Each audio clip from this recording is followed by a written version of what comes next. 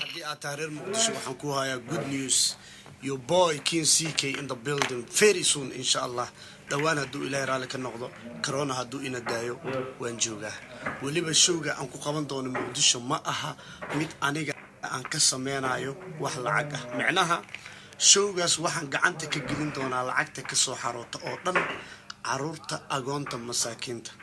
CK muu imaanayo Soomaaliya inuu lacag ka sameeyo. aniga ma ihi fanaan soo doonanaya lacag.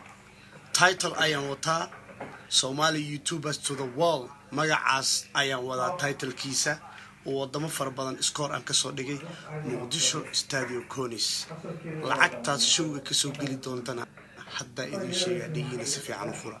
caruurta agoonta masaakiinta ayaa iska leh intee doonta ha noqoto. $50,000 haddii noqoto xitaa $1 kama cuni doono hadduu ilaahay. look at me dhalinyarada la hadlayaa. haddii youtuberada caalamka aan meel kaa saaro oo youtuber Soomaaliyeed oo showyo dhiganaya iskoor xiraya numbers never lie brother. numbers never lie. meel ku qoro Instagram score, YouTube score. bro magaca Somali YouTubers ayadoo af Soomaali lagu hadlaya meel loo wadaa. brother you have to ila ugu faantid